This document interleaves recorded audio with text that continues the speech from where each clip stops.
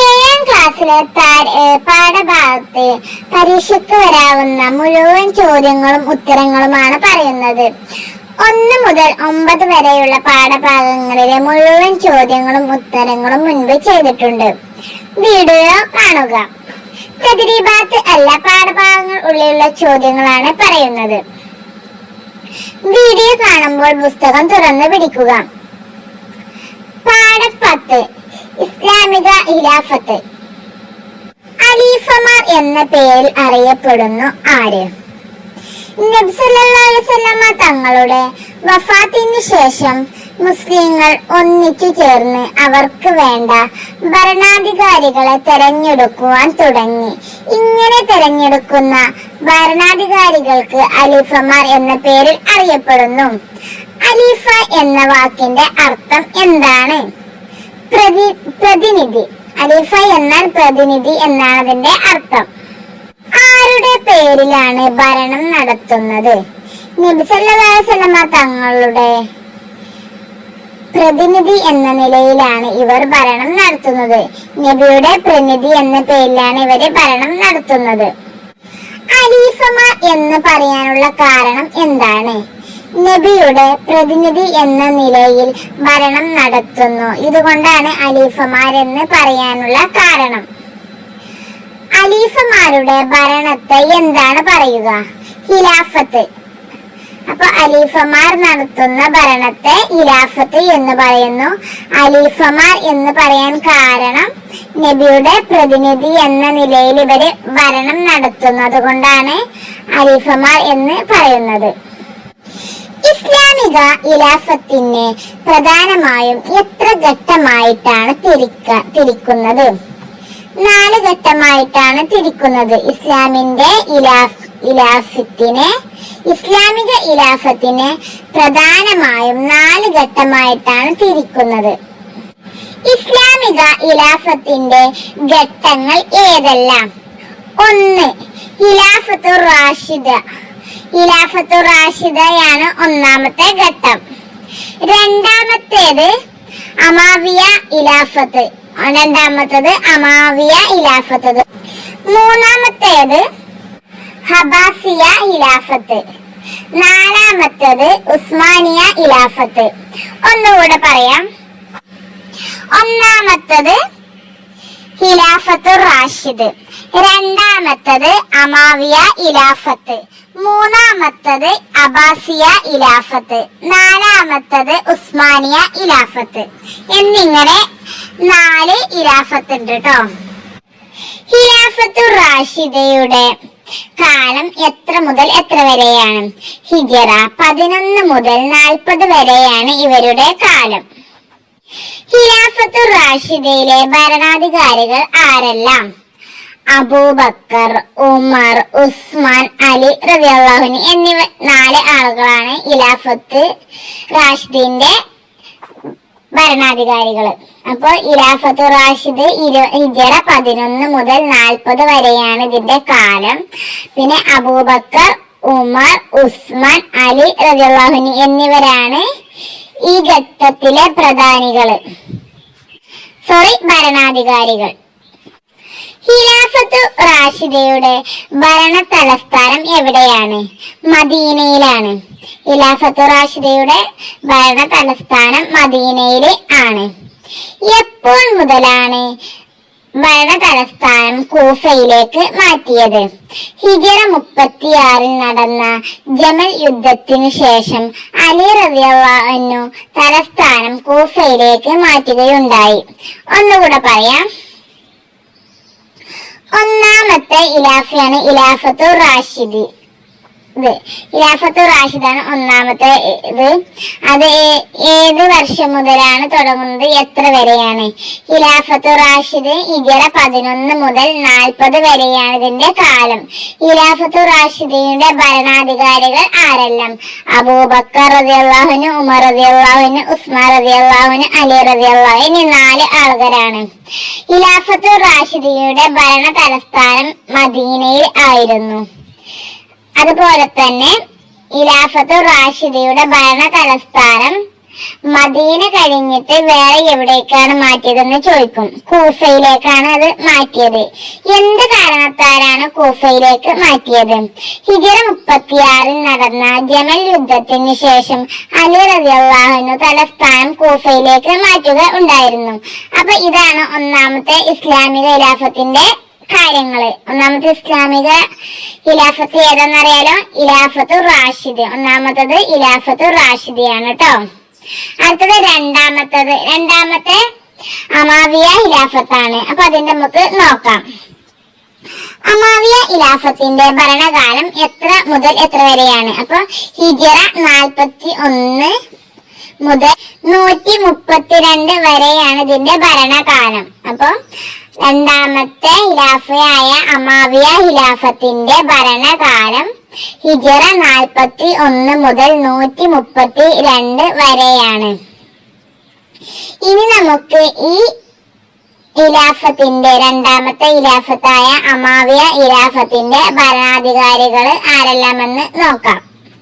അപ്പൊ ഇതിത്തെ ആൾക്കാരാണ്, ഭരണാധികാരികളാണ് Muawiya bin Abi Sufyan, Umar bin Abdul Aziz റളിയല്ലാഹു അൻഹു, അബ്ദുൽ മാലിക് ബിൻ മർവാൻ എന്നിവരാണ് അമാവിയ ഖിലാഫത്തിന്റെ ഭരണാധികാരികള്.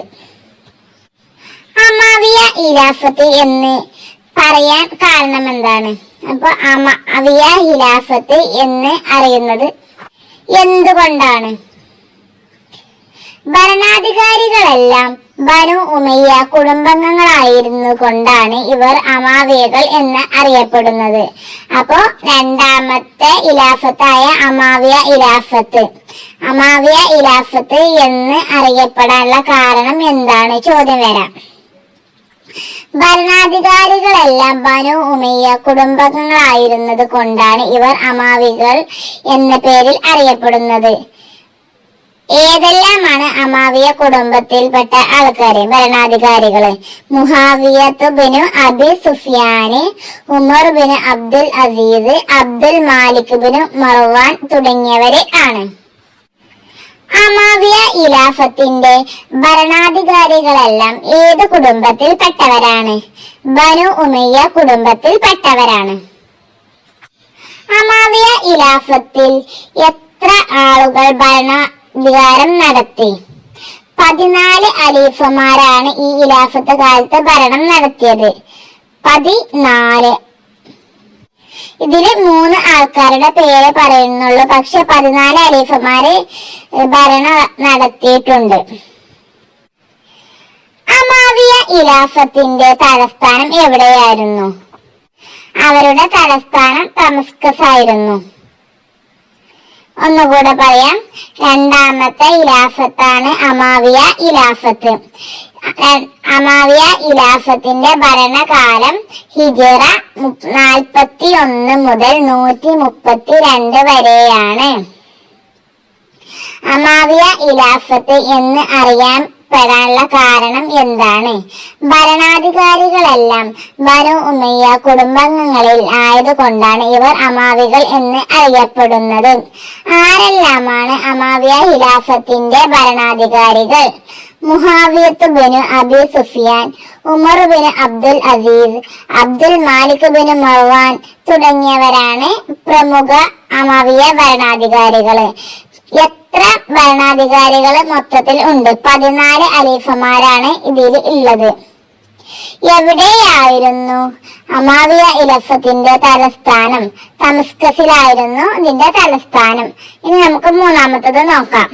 മൂന്നാമത്തെ ഖിലാഫത്താണ് അബ്ബാസിയ ഖിലാഫത്തിന്റെ ഘട്ടമാണ്. അബ്ബാസിയ ഖിലാഫത്തിന്റെ ഭരണകാലം എത്രയാണ്? ഹിജ്റ 132 മുതൽ 656 വരെയാണ് ഇതിന്റെ കാലം. മൂന്നാമത്തെ ഘട്ടമായ അബ്ബാസിയ ഖിലാഫത്തിന്റെ ഖലീഫമാര് ആരാണ്? നബി സല്ലല്ലാഹു അലൈഹി വസല്ലമ തങ്ങളുടെ പിതൃവ്യൻ അബ്ബാസ് ബിൻ അബ്ദുൽ മുത്തലിബ് റളിയല്ലാഹു അൻഹുവിന്റെ പരമ്പരയിലുള്ളവരാണ് അബ്ബാസി ഖലീഫമാര്. അതുപോലെ തന്നെ അബ്ബാസിയ ഖിലാഫത്തിന്റെ ഭരണകാലം എത്രയെന്ന് ചോദിക്കും. ഹിജറ 132 മുതൽ 656 വരെയാണ് ഇവരുടെ കാലം.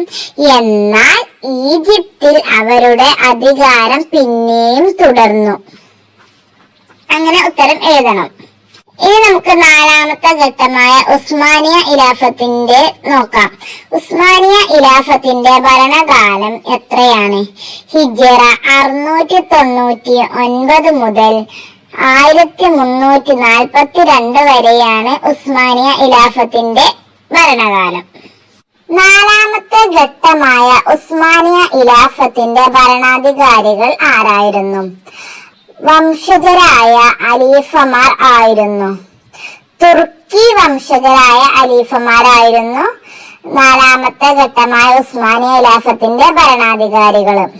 അപ്പൊ നമ്മൾ 4 ഘട്ടങ്ങൾ പഠിച്ചു. ഏതൊക്കെയായിരുന്നു ഒന്നുകൂടെ നമുക്ക് നോക്കാം. ആദ്യത്തേതാണ് ഖിലാഫത്തുർ റാഷിദ്. ഒന്നാമത്തേതാണ് ഖിലാഫത്തുർ റാഷിദ്. രണ്ടാമത്തേതാണ് അമാവിയ ഖിലാഫത്ത്. മൂന്നാമത്തേതാണ് അബ്ബാസിയ ഖിലാഫത്ത്. നാലാമത്തേതാണ് ഉസ്മാനിയ ഖിലാഫത്തേത്. ഈ 4 ഖിലാഫത്തിലും അല്ലാതെ വേറെ ഏതെല്ലാം ഖിലാഫത്തുകളുണ്ട്? ഇപ്പൊ നമ്മള് 4 പറഞ്ഞു. അത് കൂടാതെ ഇനിയും ഖിലാഫത്തുകൾ ഉണ്ട്. അത് ഏതെല്ലാം നമുക്ക് നോക്കാം. അയ്യൂബിയ. ഒന്നാമത്തേത് അയ്യൂബിയ. 2 ഫാത്തിമിയ. 3 സൽജൂക്കിയ. 4 ഉഷൈദിയ. 5 ദുൽനിയ മുതലായ ചെറുതും വലുതുമായ പല ഖിലാഫത്തുകളും ഉണ്ടായിട്ടുണ്ട്. നമ്മൾ 4 ആദ്യം പറഞ്ഞു. അതിന് പുറമെയാണ് ഇവര്. ഏതൊക്കെ? അയ്യൂബിയ, ഫാത്തിമിയ, സൽജൂക്കിയ, ഉഷൈദിയ, ദുൽനിയ എന്നിവ. അപ്പൊ നമ്മൾ പാഠം 10 ഇത്രയും ചോദ്യങ്ങളും ഉത്തരങ്ങളാണ് ഉള്ളത്. അപ്പൊ ഇതിന്റെ ശരിക്ക് പഠിക്കുക. ഓരോരോ ഘട്ടത്തിലും ഏതൊക്കെ ഘട്ടം മുതലാണ് തുടങ്ങിയത്, എവിടം വരെയാണ് അവസാനിച്ചത് എന്ന് വരും. ആരൊക്കെ ഇതിലുണ്ടായിരുന്ന ആളുകൾ, ഭരണാധികാരികൾ ആരൊക്കെയാന്ന് ചോദിക്കും. അതുപോലെ തന്നെ ഇതിന്റെയൊക്കെ തലസ്ഥാനം എവിടെയാണെന്ന് ചോദിക്കും. അത് അമാവിയ ഖിലാഫത്ത് എന്നറിയപ്പെടാനുള്ള കാരണം എന്താണ്, എല്ലാം ഉണ്ട്. അപ്പൊ അതെല്ലാം പഠിക്കുക. 4 ഖിലാഫത്തിന്റെയും അല്ലാതെ വേറെയും ഖിലാഫത്തുകളുണ്ട്. അത് ഏതെല്ലാന്ന് ചോദിക്കും. അതിന് ആരൊക്കെ വംശങ്ങളാണെല്ലാം ചോദിക്കാൻ സാധ്യതയും ഉണ്ട്. അപ്പൊ ശരിക്ക് പഠിക്കുക. അടുത്ത വീഡിയോയുമായി വീണ്ടും കാണാം. അസ്സലാമു അലൈക്കും.